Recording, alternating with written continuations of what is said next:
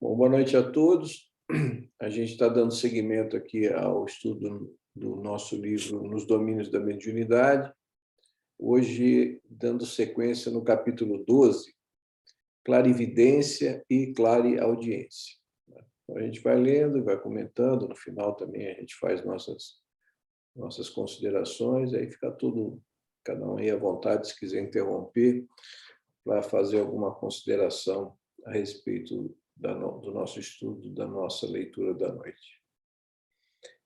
Capítulo 12, Clarividência e Clareaudiência. Notei que a reunião atingia a fase terminal. 2 horas bem vividas haviam corrido céleres para nós. Raul Silva consultou o relógio e cientificou os companheiros de haver chegado o momento das preces de despedida. Os amigos sofredores, aglomerados no recinto, poderiam receber vibrações de auxílio, enquanto os elementos do grupo recolheriam, através da oração, o refazimento das próprias forças. Pequeno cântaro de vidro, com água pura, foi trazido à mesa. E porque Hilário perguntasse se iríamos assistir a uma cerimônia especial, o assistente explicou ao Fábio. Não, nada disso. A água potável destina-se a ser fluidificada. O líquido simples receberá recursos magnéticos de subido valor para o equilíbrio psicofísico dos circunstantes. Com efeito, mal acabávamos de ouvir o apontamento, Clementino se abeirou do vaso e, de pensamento em prece, aos poucos se nos revelou coroado de luz.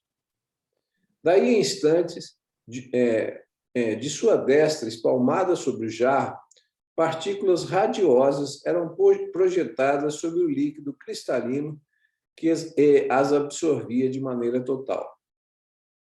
Por intermédio da água fluidificada, continuou Aulus, precioso esforço de medicação pode ser levado a efeito.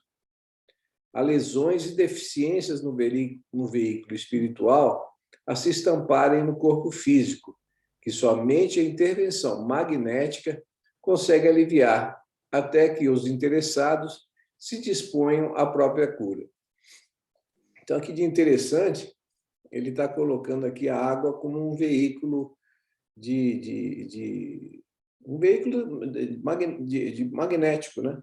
De energias a serem transfundidas, né?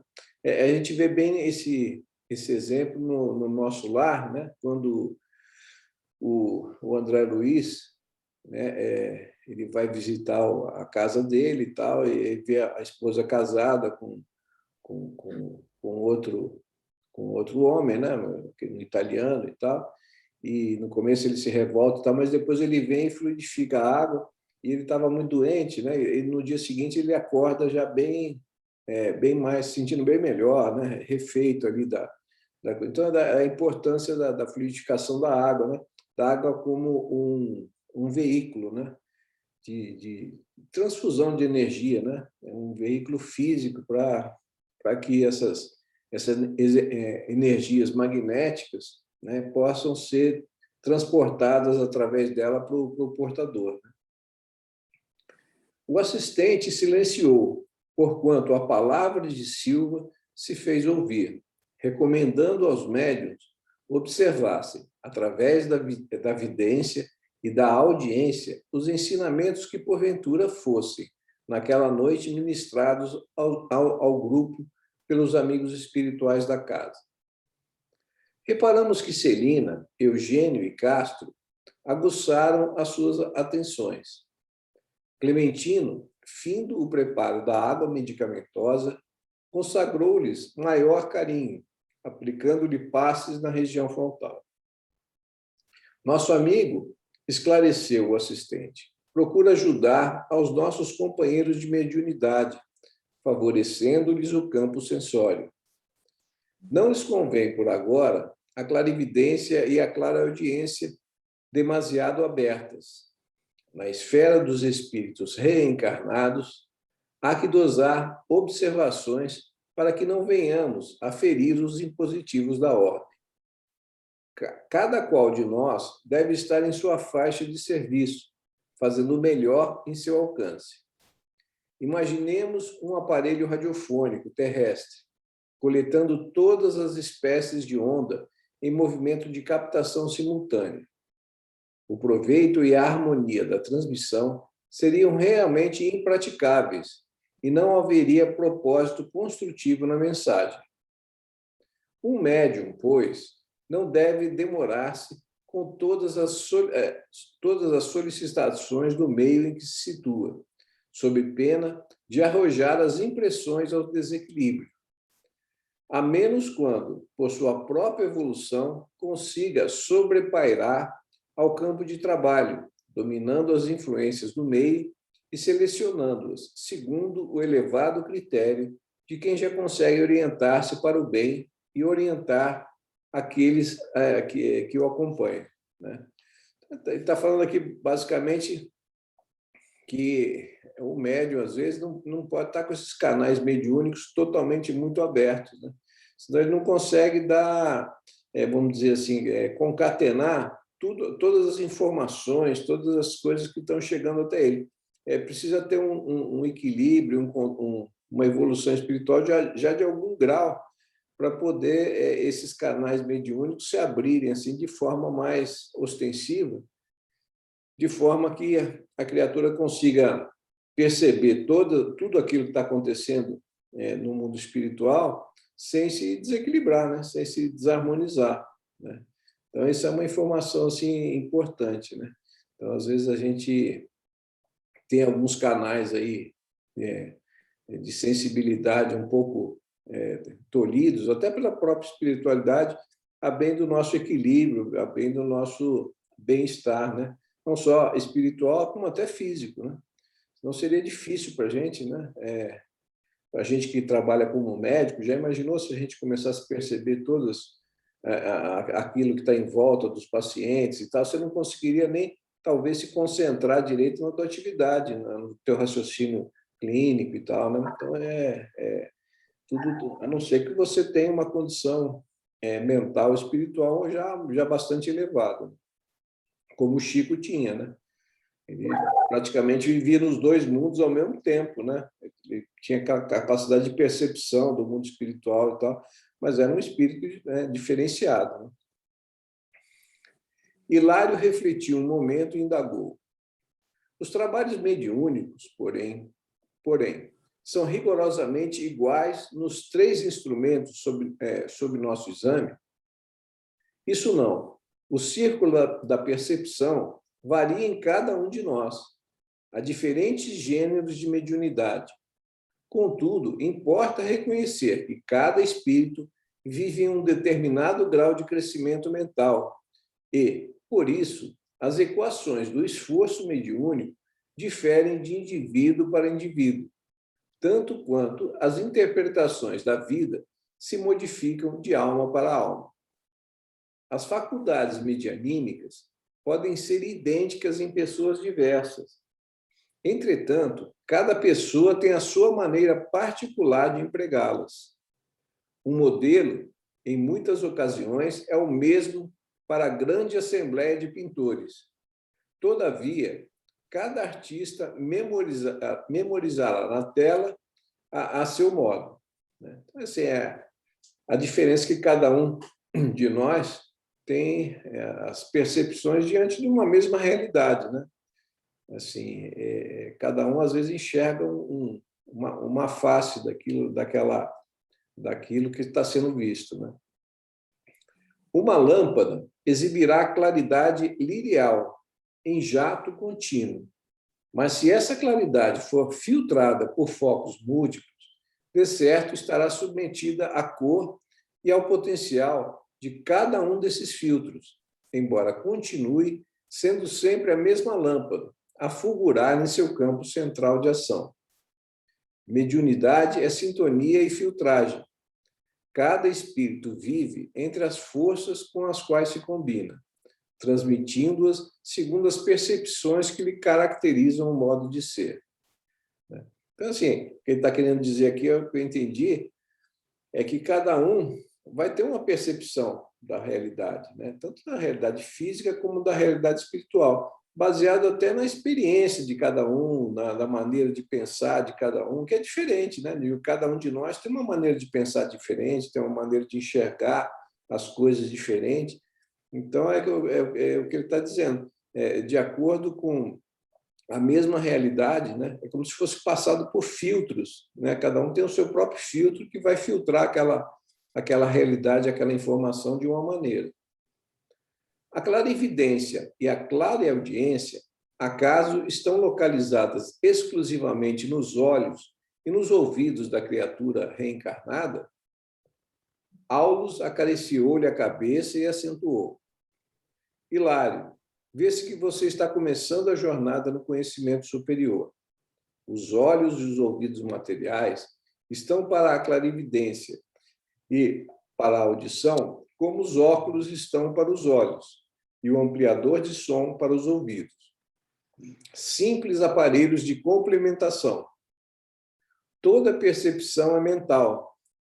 Surdos e cegos, na experiência física, convenientemente educados, podem ouvir e ver através de recursos diferentes daqueles que são vulgarmente utilizados.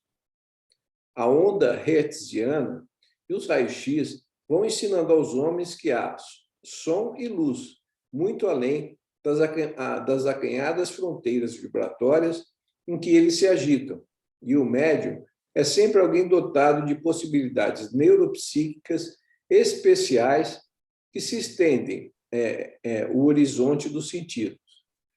Então, assim, o que está colocando aqui é que tudo é uma percepção, tudo é percebido de forma mental, né? Através da visão espiritual, não dos nossos sentidos físicos, né?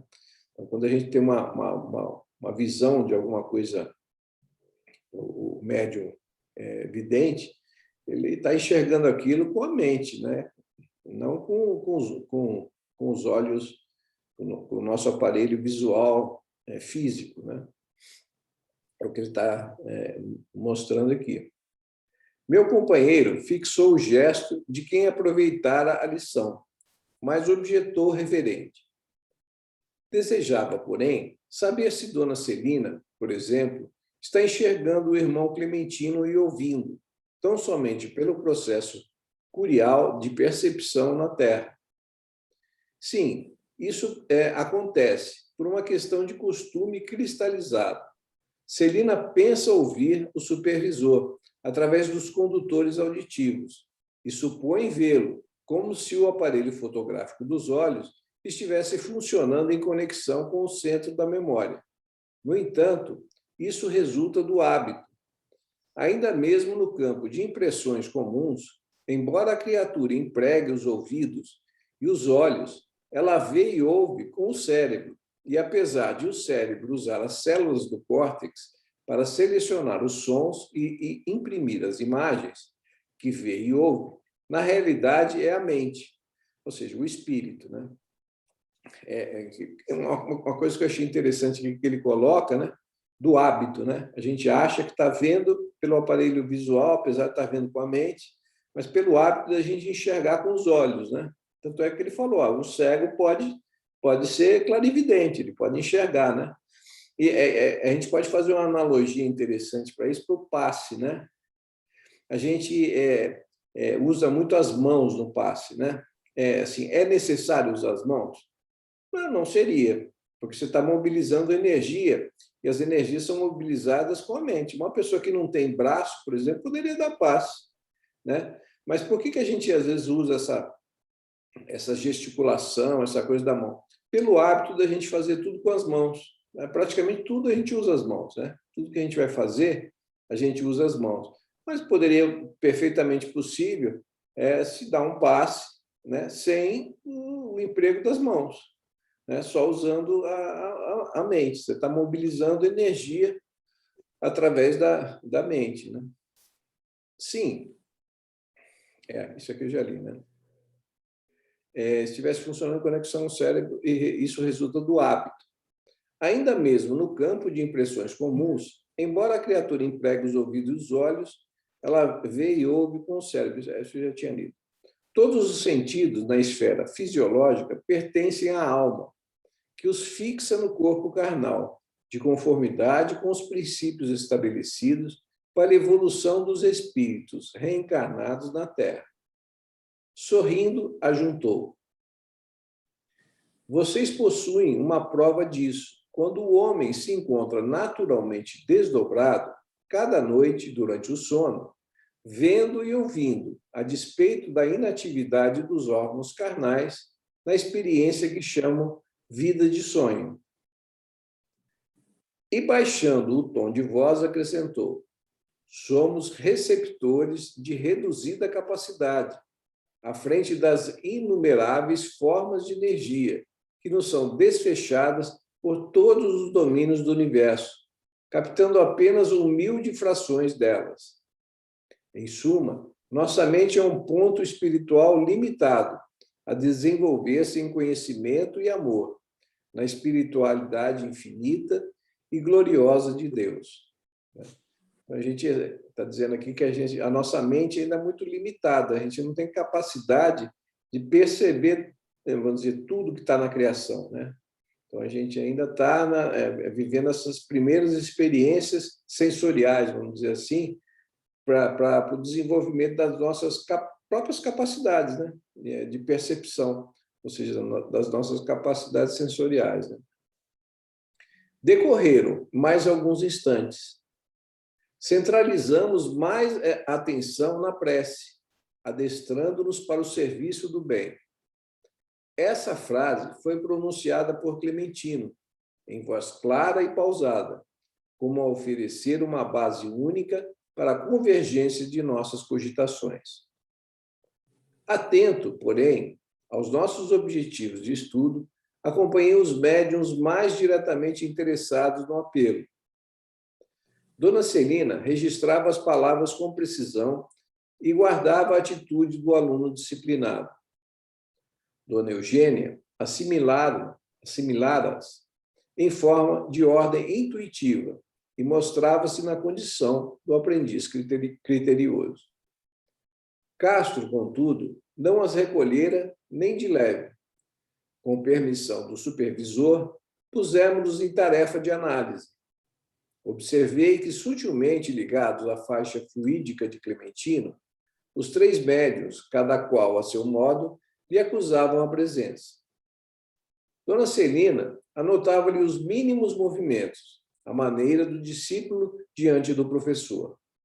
Dona Eugênia lhe assinalava a vizinhança com menos facilidade, qual se o distinguisse imperfeitamente, através de um lençol de nebulosidade, e Castro, embora o visse com perfeição, parecia completamente alheio à influência do instrutor. Então, é aquilo que a gente estava comentando antes, cada um está captando ali de uma certa forma, um está enxergando bem, mas não está conseguindo captar a influência, a mensagem, o outro enxerga de forma nebulosa, né? É o que a gente estava comentando aqui, né? O desenvolvimento aí mediúnico nada mais é do que o desenvolvimento dos nossos próprios potenciais sensórios, né? A gente está nessa jornada evolutiva aprendendo a amplificar as nossas percepções do próprio mundo, do próprio universo, que são ainda, na nossa fase evolutiva, ainda muito restritas, né? As possibilidades de Celina e Castro na clarividência e na clareaudiência são, por enquanto, mais vastas que em nossa irmã Eugênia, esclareceu Aulus, prestimoso. Acham-se os três levemente submetidos ao comando magnético de Clementino e podem identificar-lhe a presença, com analogia de observações, porque, na circunstância em que operam, estão agindo como pessoas comuns, utilizando-se da percepção habitual. Entretanto, aduziu Hilário, se o trio foi colocado sob a ordenação magnética do supervisor, por que motivo nossos amigos lhe acatam o convite, enquanto Castro se mantém visivelmente impermeável a ele?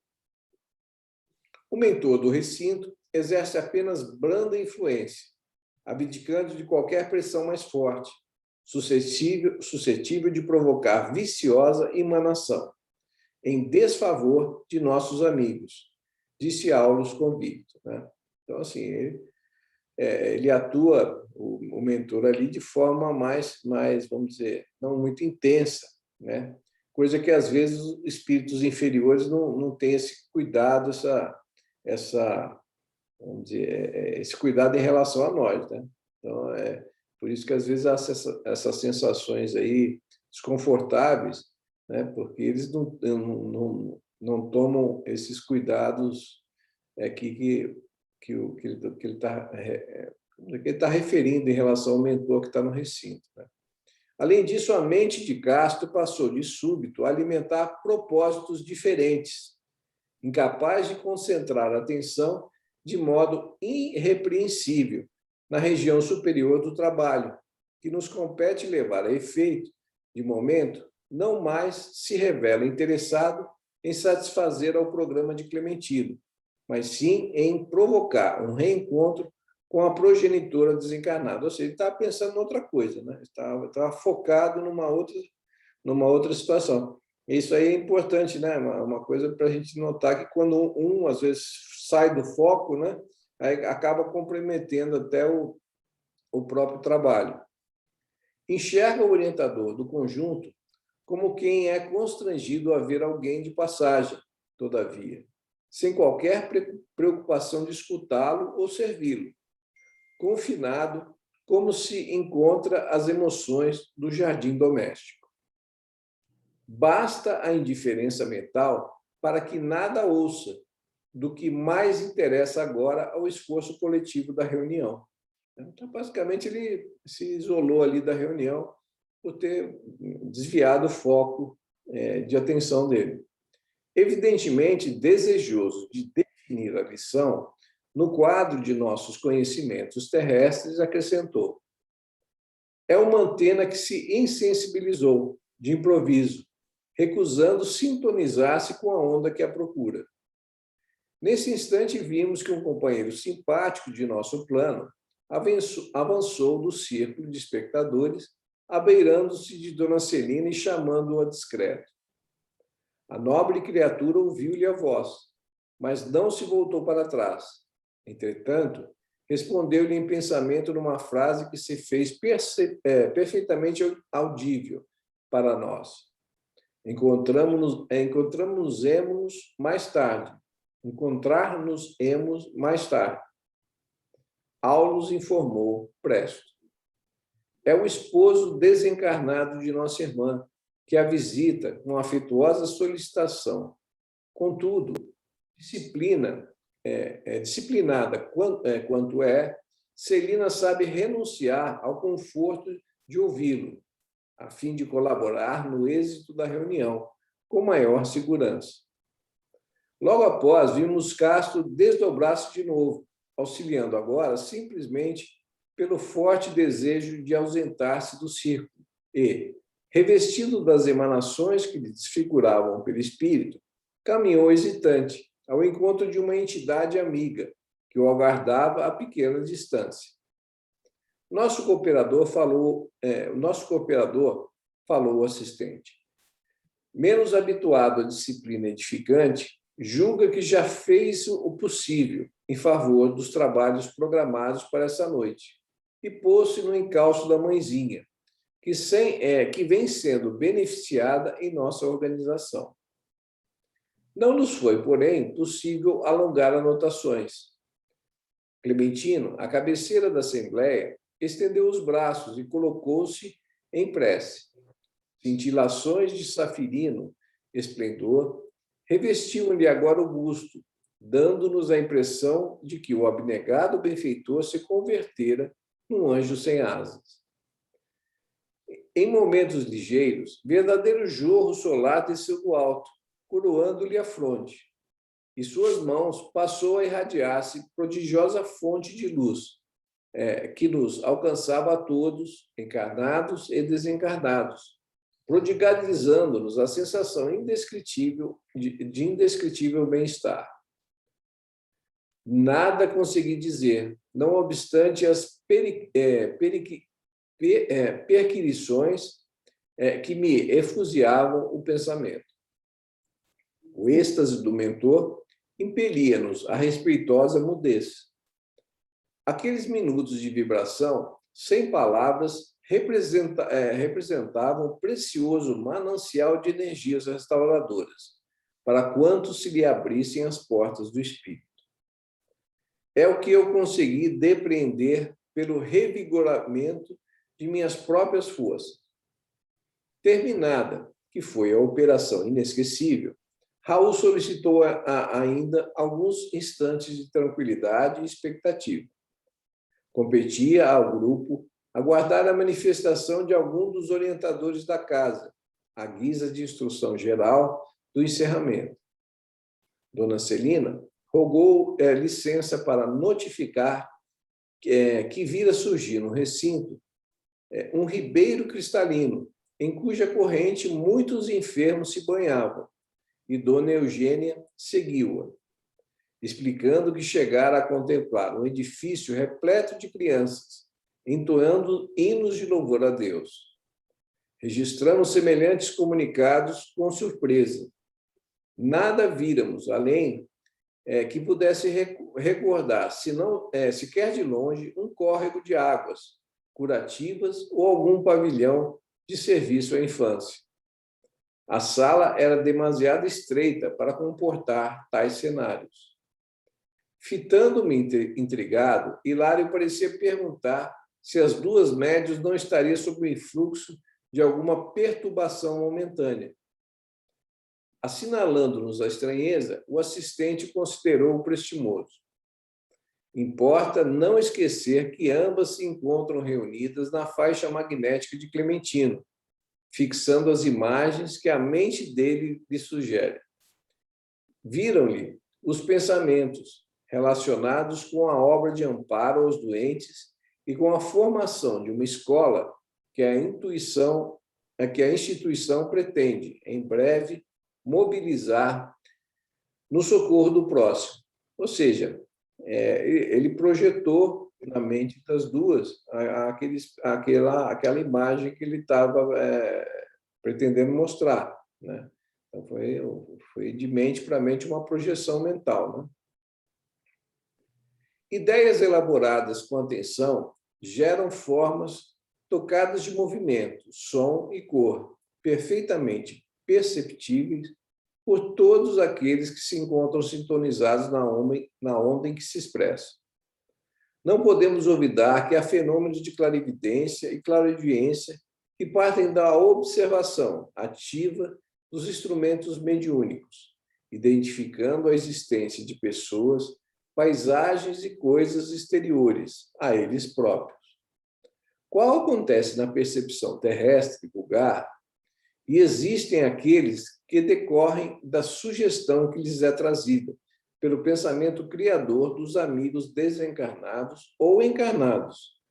Estímulos esses que mente de cada médium traz, segundo as possibilidades de que dispõe, favorecendo, por isso mesmo, as mais díspares interpretações. Então, aí cada um dentro vai receber aquela imagem mental, aquela projeção, e, de acordo com cada um, vai interpretar aquilo de uma forma diferente, né? Exclamou Hilário, entusiasmado. Temos aí a técnica dos obsessores, quando improvisam para suas vítimas variadas impressões alucinatórias, né? Aí ele já está falando quando o obsessor usa para projetar na mente do obsediado alguma cena, alguma coisa que ele queira impingir a ele, né? Sim, confirmou o assistente. É isso mesmo. No entanto, evitemos a conversação agora. O trabalho da reunião vai terminar.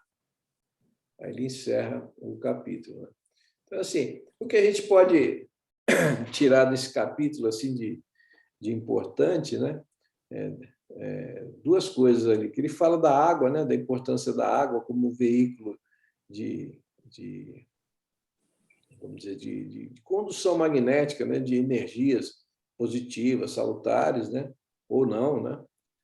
E também da importância da concentração daqueles que estão participando de uma reunião mediúnica, né? Aquele participante que começou a pensar em outras coisas e tal, ele se, vamos dizer, ele fugiu do trabalho, estava presente ali só em corpo, né?